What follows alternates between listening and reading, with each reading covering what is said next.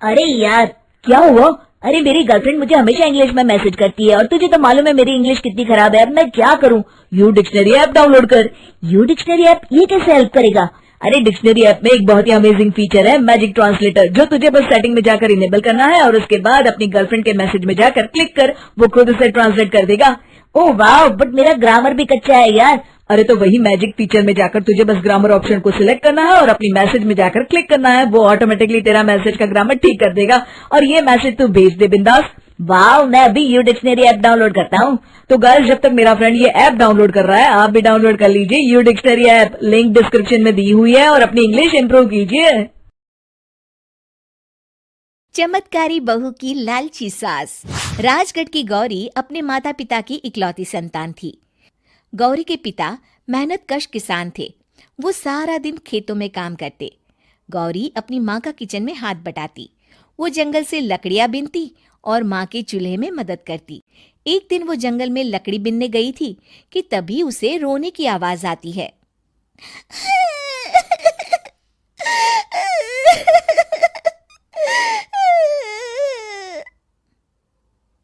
अरे, यहाँ कौन रो रहा है? इस जंगल में भला किसी के रोने की आवाज? जरूर कोई जंगल में फंस गया होगा।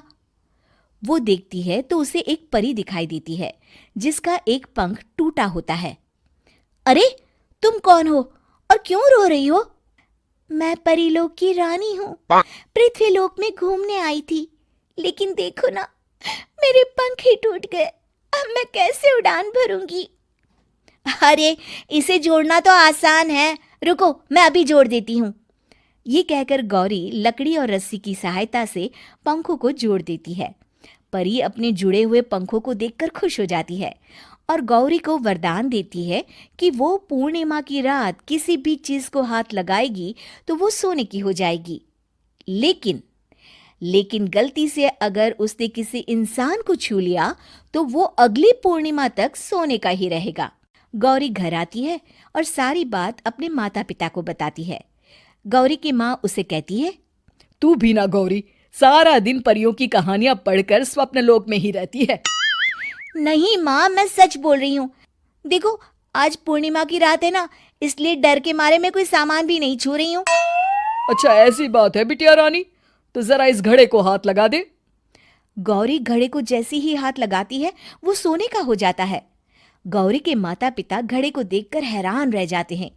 अगले दिन गौरी के पिता उस घड़े को सुनार के पास बेचने जाते हैं तो रास्ते में उन्हें कंचा काकी मिलती है। वो सोने का घड़ा देखकर गौरी के पिता से पूछती है, अरे गौरी के बापू, ये पीतल तो बड़ा चमक रहा है। अरे काकी, ये पीतल नहीं, सोना है, सोना। बेचने ले जा रहा हूँ। अरे कहीं कोई लॉटरी लग गई है क्या? इतना सोना?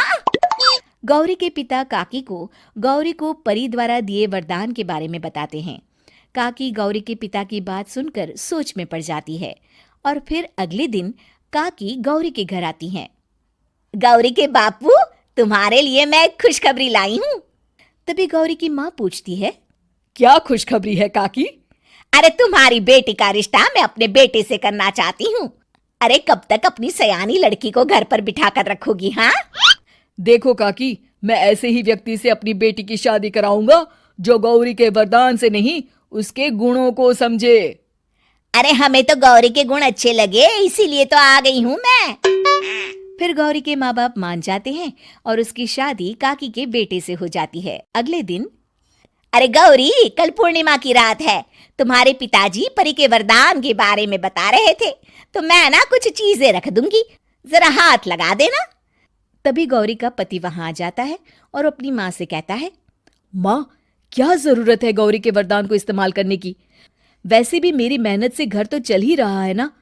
और गौरी के पिता ने भी यही कहा था कि वो ऐसे ही व्यक्ति से उनकी बेटी की शादी करेंगे जो गौरी के वरदान से नहीं, उसके गुणों को समझे। अरे बस कर किताबी बातें। तेरे लिए क्या लड़कियों की कमी थी जो मैं ये किसान की बेटी घर ले आती? और सुन गौरी, कल अगर तूने सारी चीजों को सोने का नहीं किया तो मैं तुझे घर से निकाल दूंगी और अपने बेटे की दूसरी शादी करवा दूंगी, समझी? इतना कहकर गौरी की सास वहां से चली जाती है। अगली पूर्णिमा की रात गौरी की सास गौरी के सामने ढेर सारे बर्तन रख देती है और कहती है, जल्दी कर गौरी, रात खत्म हो जाएगी, जल्दी जल्दी इन सारे बर्तनों को हाथ लगाकर सोने का कर दे। गौरी करती भी तो क्या, वो जैसे ही एक छोटे से बर्तन को छूने वाली होती है कि उसकी सास भड़क जाती है। क्या मजाक बना रखा है, इतने छोटे से बर्तन में क्या होगा, ये ले, ये बड़ा वाला बर्तन। जैसे ही बड़ा सा बर्तन लेकर गौरी की सास उसकी तरफ बढ़ती है, वैसे ही बर्तन के बाहर से वो धड़ाम से गिर जाती है। सास को गिरा देख गौरी उन्हें संभालने दौड़ती है और वो सास को हाथ लगाकर कहती है, अरे सासू माँ, क्या हो गया आपको, कहीं चोट तो नहीं लगी ना? लेकिन जैसे ही वो हाथ सास से हटाती है तो देखती है कि उसकी सास सोने की हो गई है। गौरी सोनी की सास को देखकर रोने लगती है और अपने पति से कहती है, मुझे परी ने कहा था कि अगर मैं किसी इंसान को हाथ लगाती हूँ तो वो अगली पूर्णिमा तक सोने का ही रहेगा। अब मैं क्या करूं? अरे करना क्या है, माँ को उठाकर अलमारी में रख दो। और हाँ, लालच का फल बुरा ही होता है। ज्यादा बड़े बर्तन को सोने का बनाने के चक्कर में माँ का ये हाल हुआ है। ये कहकर वो दोनों माँ की तरफ देखने लगते हैं।